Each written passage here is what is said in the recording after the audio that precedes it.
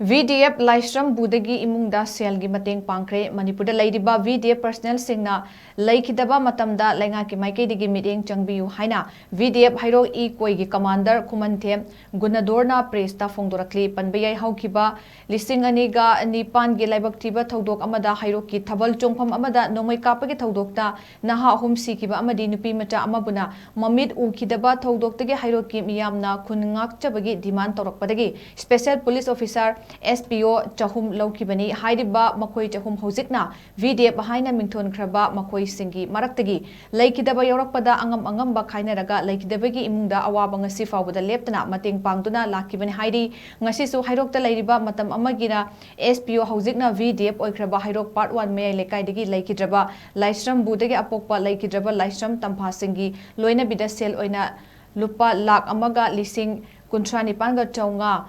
Tengmangkhre Gunadhorna makha tadaduna fongdokibada ngasigi tengbang asi hauzik leihoriba SPO Vdf chaniga marfu taretagi lupa chaunga puthoknaraga mateng pangkhibani haiki ngasigi tengbang khongchat aduda Vdf A COYGI commander TS Khogen Singh Vdf HEIROK B COYGI commander KS Novin Singh C COYGI commander KS Ratan Singh D COY commander M Momocha Singh amadi F COY commander N Ibungo Singh amadi atai member kyasu sarukyaki Asisi koi HAINA dagi hona koi HEIROK LEIRIBA koi gi SPO Hozikna Vdf HAISAN LEIRIBA asigi koi LEIRIBA koi gi personnel sing mak dagi LEIKHIDABA yaw matamna koi HAINA dagi hona dum koi SPO gi marak dagi koi masena contribution tawraga koi mateng pangmadu gi jathak boina ngasi so ai koi LEIKHIDABA A company gi Laishram Budhagi mang LEIKHIDABA gi koi SPO sing dagi lupa sama koi contribution tawraga mateng pangmadu ngasi so koi pangjari lehoriba koi koi budhagi koi nupi angang adagi nupi angang singna lekla sutam bada khitang or mateng oiraba haina koina contribution nasi tawjabani ngasi pabada koi government side dagi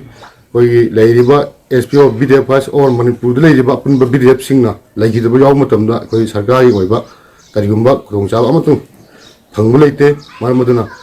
Sugumba LEIKHIDABA yaw matamda koi lehoriba nupi angang singda khongcha aduki matik chadaba thengnei maramaduna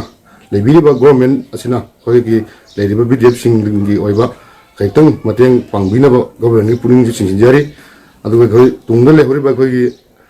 angang singgi amade koi lehoriba family sigi awabada koi kaitang masu koi saruk jabna boina ngasi se koi mateng pangsi lakchabna